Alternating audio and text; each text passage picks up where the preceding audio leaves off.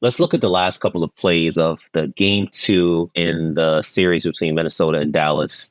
And I want to draw some attention to the defensive player of the year, Rookie Gobert. I made a post on social media saying that he has to be one of the worst perimeter defending defensive player of the year award winners in a long time.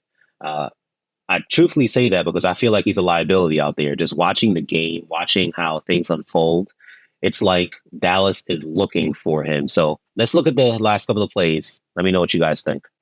Look at the size now on the floor for Minnesota with Conley going to the bench, bringing in Conley. All right, you can see 45 seconds left. Luka's coming up court. Well, which is what they want. They just switch with Gobert on Doncic. Doncic making it. Now, you just heard Stan Van Gundy say they're going back to the high pick and roll, which is what they want, right? So let me just pause and say this.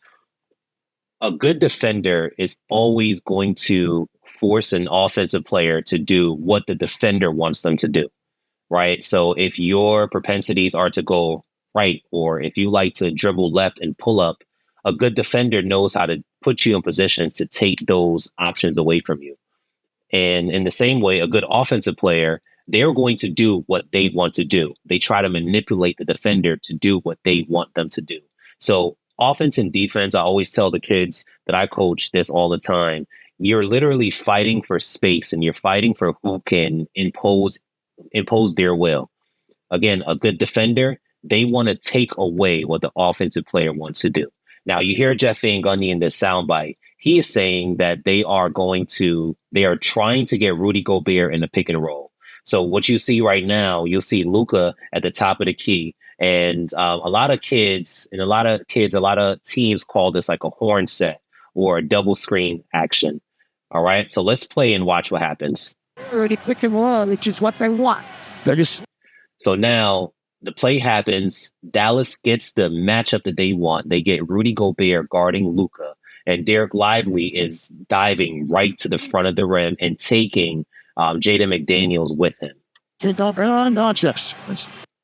So now this is just one-on-one. Look, there's so much space on the right and the left that Luka could really do whatever he wants. So let me tell you what I believe Luka is thinking in this moment. The way that Gobert is playing Luka, he is planted, his feet are planted on the ground, and he's giving Luka a step to the right-hand side. So that means as an offensive player, if I see a defender guarding me in this way, I know that if I make a hard, visually committed move to the right, the defender, their body, they have to react and they have to go strong their left side, right? So Rudy Gobert, if Luka does anything going to the right, his entire body has to react strongly going to the left because Luka's good like that. Like he can get downhill on the right-hand side at will.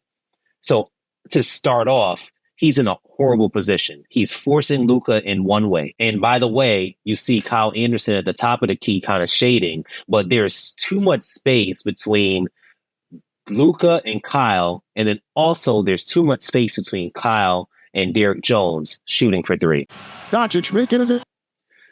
Luka basically did one dribble, hesitation, another dribble, and he's already full ball and body ahead of Rudy Gobert.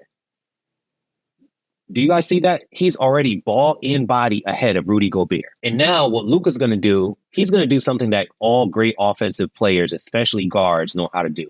They know how to put a defender in jail. When I'm teaching my kids, I'm always telling my kids, if you can get around the screen and your defender goes over top of the screen, if you just slow down in front of them, that player is now out to play. You are now watching what the back line does, what the help side defender does. That defender, he's on his hip. There's nothing he can do. So let's play it.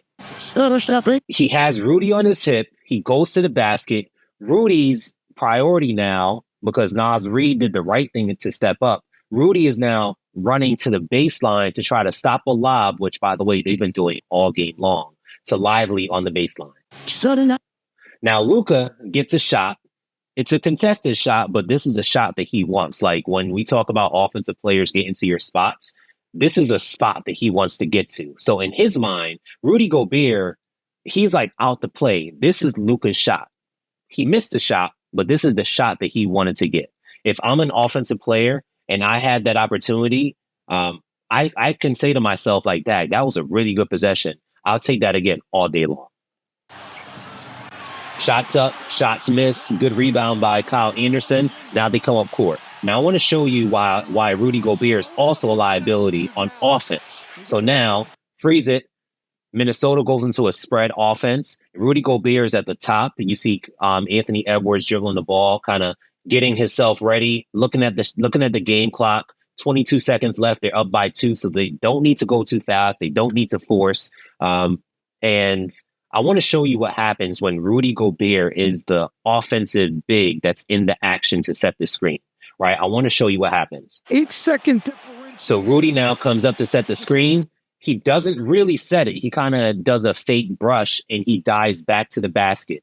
Now, the result of that is Ant-Man now is going to have 2 defenders guarding him, right? It is now a 1-on-2, which is not a favorable matchup for any offensive player. Stop. That word's alive. So now Ant, if you watch, right, let me rewind this just a little bit. Lively steps up. He's guarding Ant. Derek Jones is sprinting down. Now he's going towards Rudy Gobert, but his job or his mindset is, I'm not guarding Rudy. I'm just going to get far enough so I can turn and focus on Ant. That word's Lively. And you can see that here. Lively is still on Ant.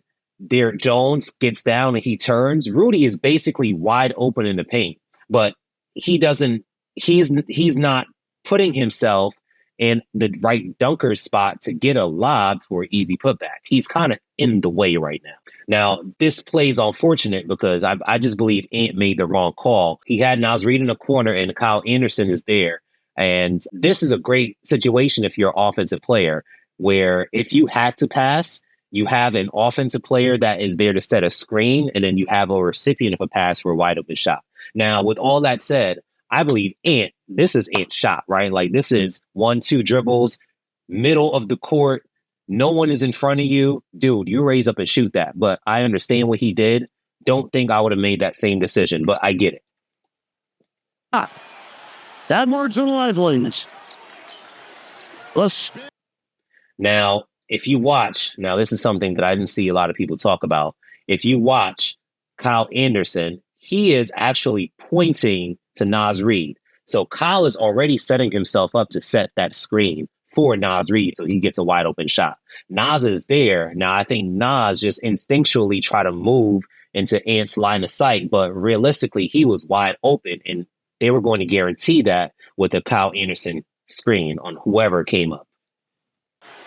Let's spin the feed. So it was just miscommunication there on offense. But I believe that happened because of the clutter that Rudy Gobert caused in the center of the floor. All right, now, here's a play that everyone wants to talk about. So Luka, top of the key, right? If you notice, all of Dallas, they just basically like get out of the way. NBA half court, there's a lot of space here. And anytime you're an offensive player, again, you are trying to fight for space. You are trying to create as much space between you and the defender as possible so you can get your shot up. Rudy Gobert chases Lively to set this screen, which, by the way, again, this is what Dallas wants, right? When we talk about good offensive players and defensive players, offensive plays and defensive plays, defensively, you don't want to put them in the offense in a position where they're getting exactly what they want. And you hear Stan Van Gundy again say, this is exactly what they want.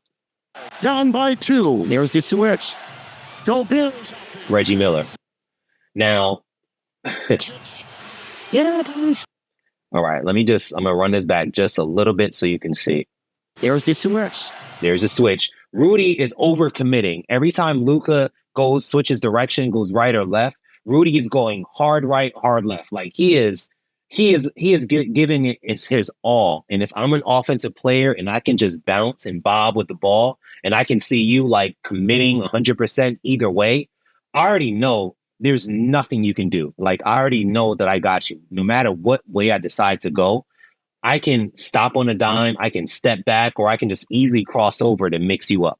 So Luka, he's not even thinking about Rudy at this point as an elite offensive player. And by the way, Luka's main move is that step back 3. So any kind of commitment, and Luka's so far from behind the 3-point line that if he goes hard right and gets Rudy to run to his right, not slide his feet, but he gets Rudy to run to his right, that sets Luka up for the shot that he wants, that he's been knocking down all NBA season so far.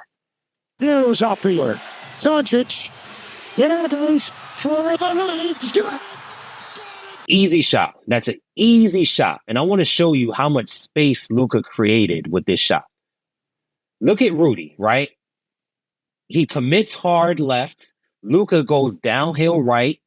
Rudy now stops, turns his hips, turns his body, and Rudy is now running towards the free throw line. When Luka stops and pulls back, Rudy is almost at the free throw line. This essentially is a wide open shot.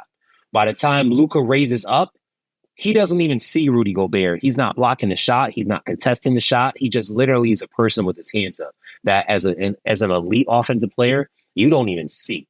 Like, you really don't even see that in the moment. You're wide open. This is a practice shot. And that's easy. That's easy. And Luka's letting them know, you can't guard me. That's easy. Now, all right, that's two plays. Let's look at the last play, right? I want to show you the last play. As a coach, I see some things here that I don't... I get it. They drew the play up for it to be an action between it and Nas Reed, just a two-man action. But I feel like there are so many more things that could have happened here. First of all, this setup, if Gobert is in the game, he has to set a screen on somebody. He's not a threat in the game there on the offensive side if he's not doing anything. Now, on the strong side, which is right where Rudy Gobert is and Mike Conley is on the baseline, I thought that Rudy could have set a screen for Conley to come up to get the ball for hopefully a drop back pass to Rudy for a dunk, right? Like, you just think that that's something that could happen. Or if you get Rudy to set the screen and Conley to run out to at least be a decoy, like, I feel like there should have been some kind of action on this bottom side of the court. But instead, what happens, the ball is really just an inbound play to Ant at the top of the key. So I feel like that was a missed opportunity. Again, no screen set. Rudy's just there, right? He's just there. Ant gets the ball. Now, if you watch, this is now a zone. They're now going to drop into a zone coverage. Ant made the right read. And they got a good shot. I'll say they actually got a really good shot. They got Nas Reed, who, by the way, has hit so many threes already at this point in the game. I just feel like if you would have subbed out Rudy for Cat, or Rudy for Kyle, or Rudy for Nickeil Alexander, just another threat, you could have created another action, like just to throw the defense off. If I'm a defender, like, I can kind of already see Conley's just getting out the way. This play is not for him. He's not involved, right? And he didn't really make it seem like he was going to be involved. Rudy just went to the corner almost towards the three-point line. So if I'm Lively, I know that Rudy's not getting the ball to shoot a three. So I already know that this has to be a two-man thing between Nas Reed and Ant. And so again, setting up. He got the commit. They got a good shot.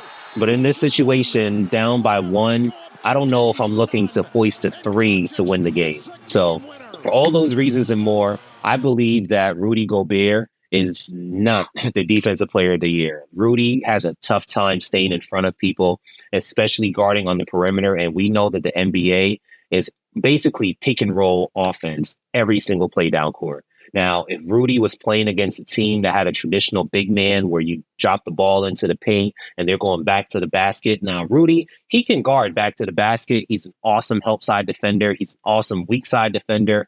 And he's long enough where he can disrupt things close to the basket. But when you're playing against a team that has no back to the basket players, they only have really dominant guards and a bunch of hustle players and lob threats. That kind of neutralizes Rudy Gobert, and I believe that he should not have been in the game on some of those plays, or his role should have been changed. He was a liability out there, and it's really awful when you have been crowned the 3-time Defensive Player of the Year, and you're still a defensive liability. I think that this was awful coaching. I think that this was bad recognition on Minnesota, and I feel like Rudy Gobert should not have been in the game. All right, that's all I got to say. Maybe I'll come back and do some more if you guys like this type of content. Thank you so much. Talk to you soon. Wow. Joe, look.